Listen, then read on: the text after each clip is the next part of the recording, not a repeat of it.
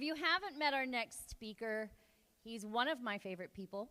He's very talented in many areas, and if you stayed for karaoke, you saw just a sneak peek of those. But you are definitely in for a treat. So please welcome the John legend to my Chrissy, Mr. Nick Brown.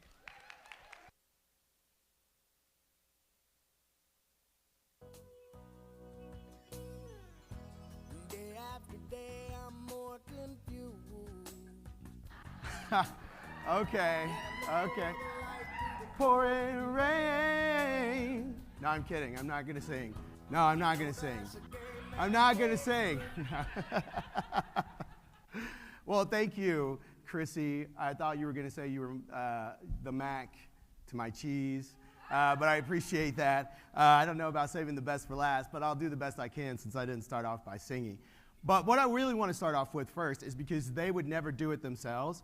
Have you had a good time? Have you enjoyed yourselves? Right? Yeah. If you've had a good time, look at your neighbor and say, man, I enjoyed myself. Right? Sorry, my dad's a Pentecostal preacher, so he was like the king of the turn and talk, so let me just apologize beforehand. But that's not mine. This is mine. And what I really want to do, though, is I really want to give a round of applause for the OIE team. Like, if you've had a good time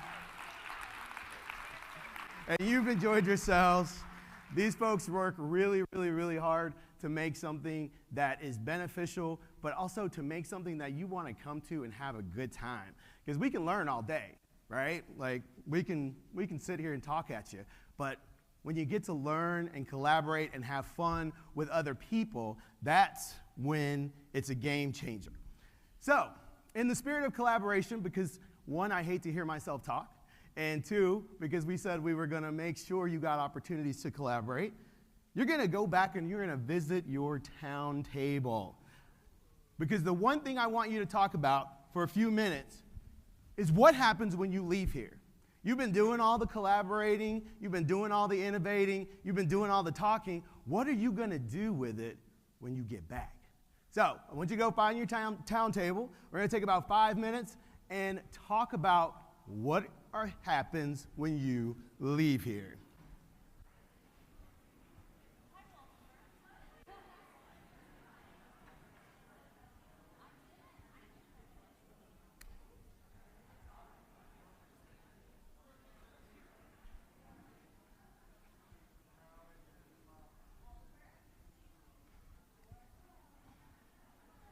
And you might even talk about something that stuck out to you. But what are you going to do with it when you get home?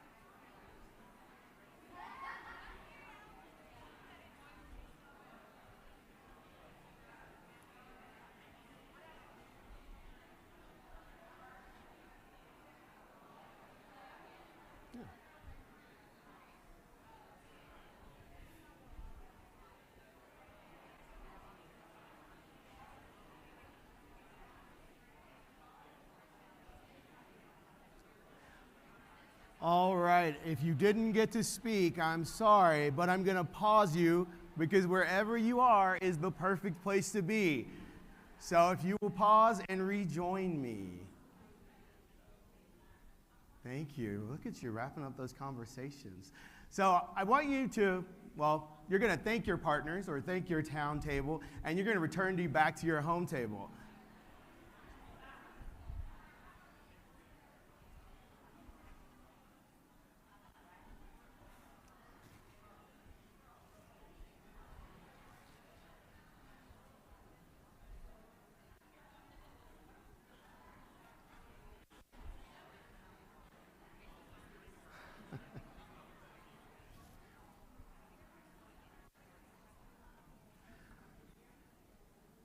So as you are returning to your home table and you are thinking about what you just talked about, my hunch or my best guess is that something that you said that you are going to do when you leave here is going to require someone besides yourself to accomplish.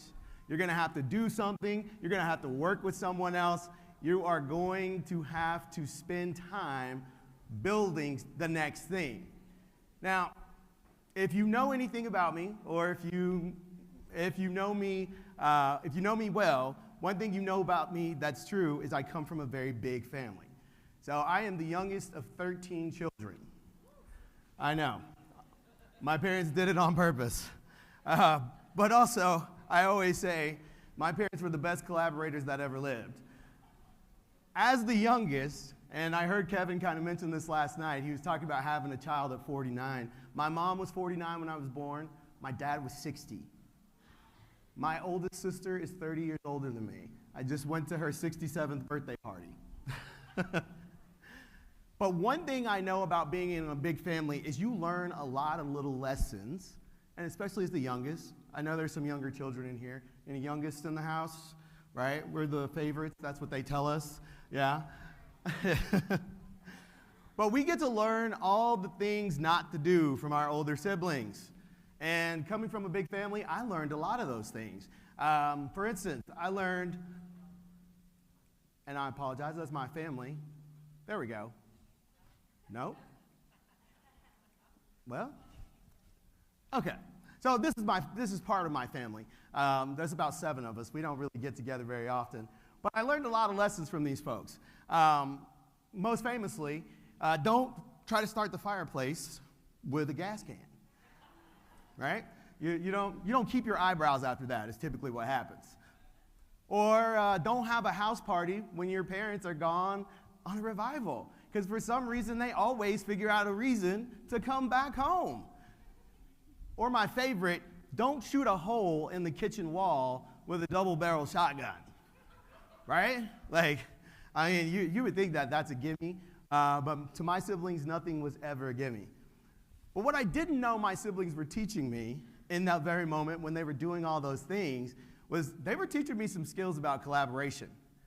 Because what I know to be true is that to collaborate, you have to be able to do a few things. And it made me think about a saying that I've heard that I think is incredibly true, which is great teams aren't built person by person. Great teams are built behavior by behavior. Because what I hear happen a lot of times in schools is we'll say, oh, you know what, I got to go back and do this thing, but I need to get with the right people. But the problem is that we have the right people sometimes with the wrong behavior, and we don't get anything done. And when you think about it as behavior by behavior, I am teaching a culture of collaboration. I am teaching a culture of continuous improvement. And there are 3 things that I think are really important when you want to be a good collaborator, when you want to take things back and you want to get those things done. And they're simple. I mean, as teachers, you have heard this your entire teaching career. The first one, you have to validate others. Now, I'm not saying that you have to go around and tell everybody that they're beautiful and that you love them and that they're your best friend, right? Because we know we get back to our school and Susie Cream Cheese, as Kevin called them, is sitting there, and they're going to tell us some things because they don't agree with us. But what I do mean is when you say I can only do it with the right people, what about the other people who are sitting in your building? What about those people who are like our kids who sit in the back room? Now, I know we've talked about kids a lot this weekend, or kids a lot this week, but what about the teachers who get left behind? Because sometimes we just say, oh, they're a bad teacher, or they don't want to be here. We tell all the time, everything happens for a reason, right? Kids do things for a reason. Adults do things for a reason. Not just because who wakes up and says, man, I want to ruin kids' lives today. Right? Nobody wakes up and thinks along that line.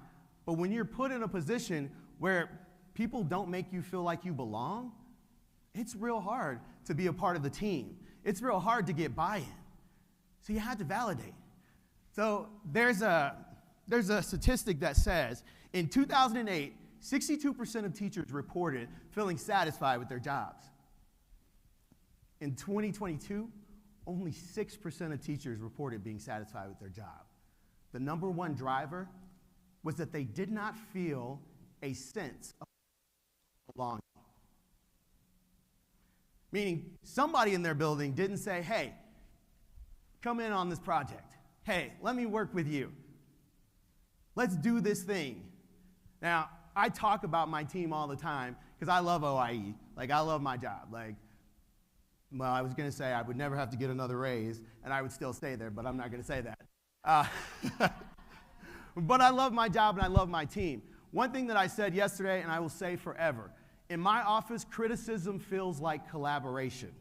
Because what we do is we validate, and we say, I need you on this project. It may not be your strength, but we're going to build you up. Because one thing I know to be true about teachers, if you don't feed the teachers, they eat the students. We need people too. The next thing that you have to think about is be vulnerable. Why is it so hard for teachers to say, I don't know? I don't know. But why is it so hard? In a lot of educational settings, what you see is, you see one person who's the holder of all the knowledge, and they just spoon feed it to everyone else, right? And as someone asks me a question, I say, oh, here's the answer that I really don't know. My first year of teaching was really hard. Well, it was really hard not just because I had bad classroom management. It was really hard because I didn't know that it was okay to tell a kid you don't know something. But how often do we sit in meetings with other teachers and we won't say we don't know something? We won't ask a question. We'll wait till the end because we're embarrassed. And especially as a new teacher, I didn't even know where the bathroom was. It took me a week to find it in my school. I wouldn't ask anybody because I was afraid to be vulnerable. Because when you can be vulnerable with people, you can take risks. You feel safe in a space. I think one of the things that we do in my office that was probably the most powerful thing that ever happened in my life was the yes and. There's this thing called a culture of but, and I'm not talking about Sir Mix-a-Lot, but there's a culture of but.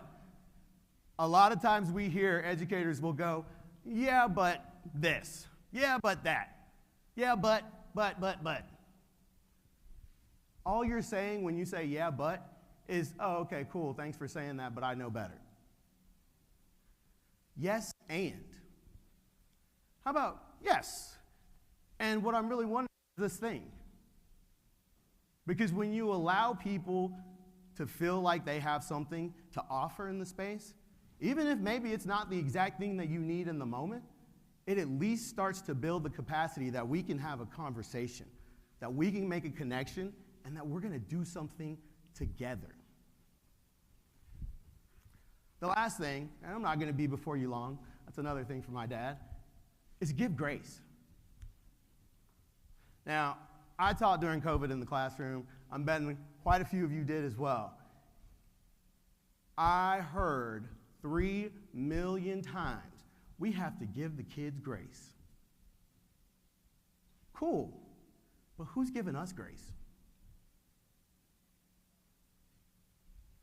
And if we're going to give the kids grace, why don't we give our colleagues grace? Why is our answer, oh, you're an adult. You know how to do this. Adult, you should be doing this already.